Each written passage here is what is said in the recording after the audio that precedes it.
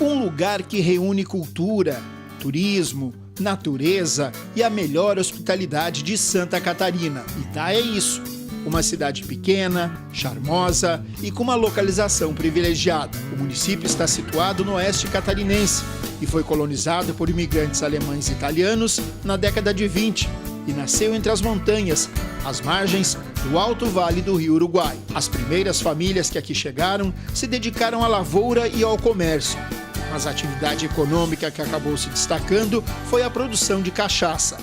O município chegou a ter 20 alambiques, abastecendo de aguardente diversos municípios da região. Em 1956, aconteceu a emancipação, transformando Itá em município.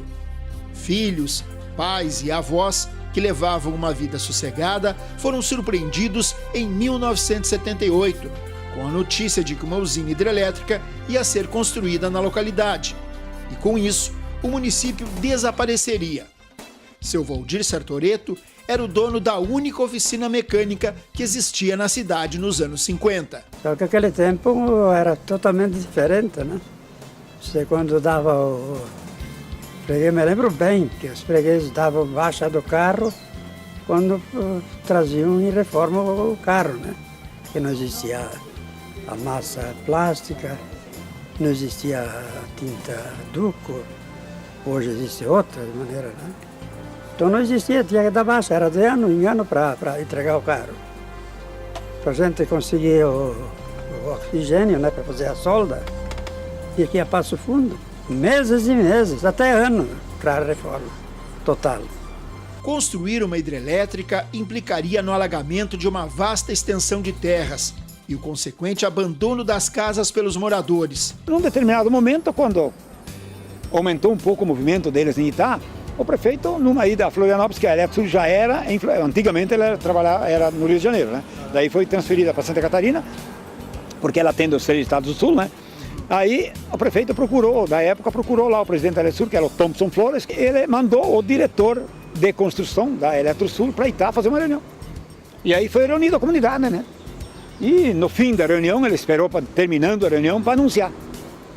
E aí nem o prefeito sabia, né? Imagina o susto que a comunidade levou, né? Eles diziam para nós até então que aquele povo que estava fazendo o levantamento, era para saber onde é que ia chegar a água, fazendo a topografia da região toda que ia ser inundada e anunciando para os agricultores que eles iam acabar sendo indenizados pela Eletsul porque ia ser a barragem. Foi precisa a criação de uma comissão que garantisse a relocação das famílias. Lentamente foi se convencendo. Hoje a cidade está desenvolvendo, nós temos perspectiva de turismo muito bom, a cidade já é um atrativo turístico respeitado em Santa Catarina, reconhecido. Mudar a cidade de lugar era um problema, já que cada um tinha seu trabalho. Havia também a amizade e a fé, o motivo de união e integração do povoado. Como explicar então para a população que a Casa de Deus ia virar ruína? A professora de catequese na época conta que o susto foi grande. Ali foi um baque para todo mundo, né? Todo mundo sentiu, mas a gente sabia que eles iam transferir, que iam renovar, iam fazer uma nova igreja, né? Então não ia parar por aí, né? A Câmara de Vereadores, prefeito, enfim, as autoridades, né, que trabalhavam, optaram por segurar um sinal da cidade velha. Então foi como que eles seguraram assim as torres, né? É um marco que ficou. A gente sentiu, todo mundo sentiu, todo o povo, né? Mas a gente sabia que ia ter uma outra nova igreja e continuamos, né? A construção da hidrelétrica fez o município dar um salto extraordinário em receita e possibilitou também o surgimento de uma nova fonte de arrecadação, que até então era praticamente desconhecida: o turismo. O primeiro grande atrativo com a mudança de cidade foi a manutenção das torres da Igreja Velha, uma obra decidida em plebiscito e construída em tempo recorde. As torres da velha igreja se tornaram um cartão postal e são visitadas diariamente. O caminho até o local pode ser feito tanto pela água como por terra.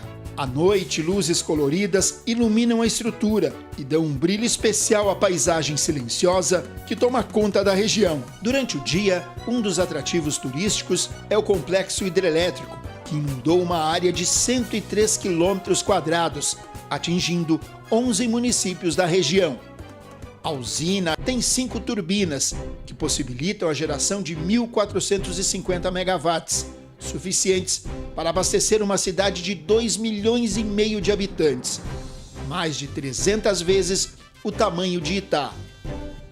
A barragem de 125 metros de altura possui 3 diques auxiliares, que podem ser usados principalmente em época de enchente. Como o lago da usina acabou virando atração turística e o calor no verão é intenso na região, a prefeitura resolveu investir em um complexo de águas termais. Logo na sequência que foi enchido o reservatório, alguém pensou que aqui seria um ótimo local para explorar o turismo.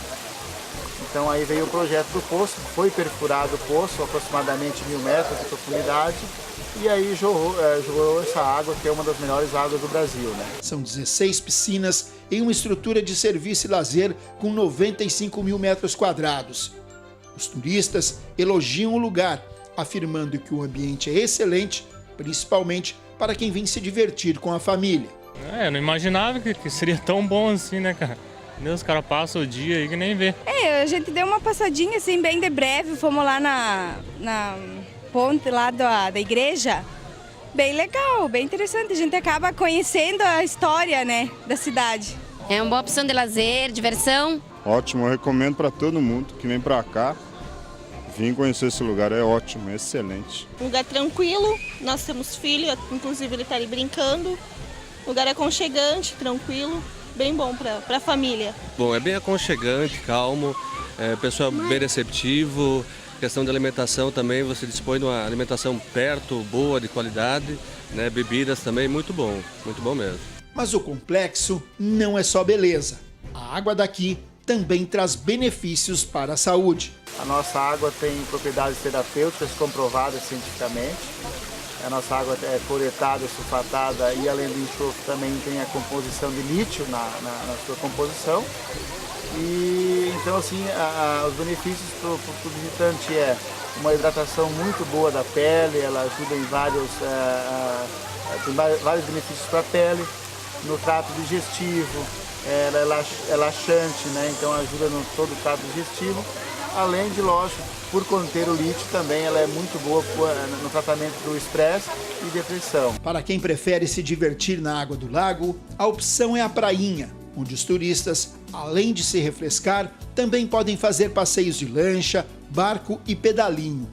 Os preços são bem acessíveis e os passeios duram em média meia hora.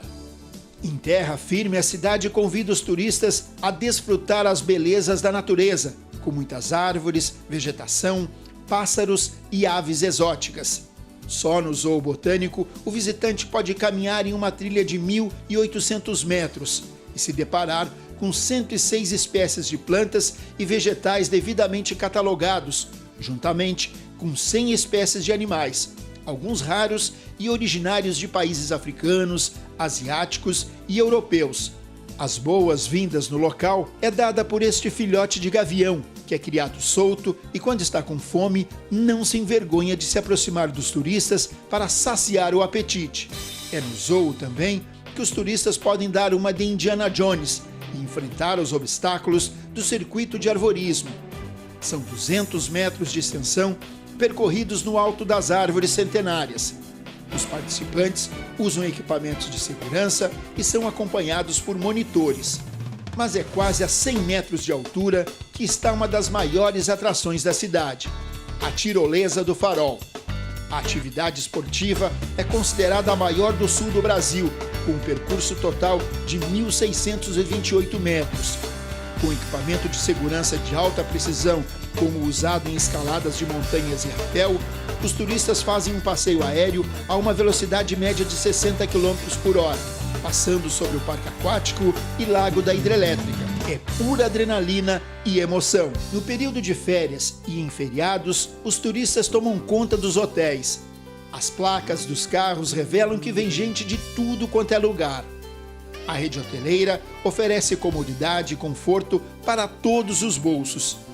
A maioria dos hotéis dispõe de apartamentos de luxo, piscinas, atividades variadas para adultos e crianças, comida típica e cafés para todos os gostos e atrativos diferenciados, dependendo da estação do ano. O calendário cultural de Itá oferece atrações o ano inteiro. Algumas já viraram marca registrada, como o Brilha Itá e o Natal Encantado, o Réveillon na virada do ano, o Carnaval, a Festa do Dourado e o Festival de Inverno. A praça central da cidade é o palco para todas as atrações, inclusive para apresentações típicas de um grupo de descendentes italianos que nasceram aqui mesmo. Os 7 componentes do Stella di Pietra participavam de um coral nas horas de folga. A brincadeira virou um negócio sério e hoje passear em Itá e não acompanhar uma apresentação do grupo é como visitar a Itália e não conhecer o Vaticano.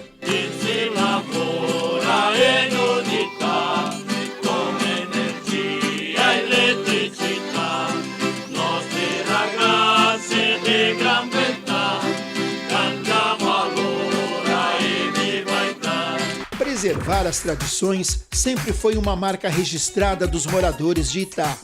Foi pensando nisso que a prefeitura relocou e restaurou as casas Camaroli e Alberton. As construções são os testemunhos mais fiéis da arquitetura alemã e italiana e de como era a velha cidade de Itá. A Casa Camaroli virou museu, com móveis, fotos e outros objetos predominantes na década de 40, quando o município ainda era um distrito. A Casa de Cultura Alberton tem como destaque a caracterização da atividade de comércio e bar nos anos 50. Os 2 espaços ficam abertos à visitação todos os dias. História, beleza, tranquilidade. Ambiente que dá prazer aos olhos. Não estamos falando de um filme, mas de cenas da vida real onde você é nosso convidado.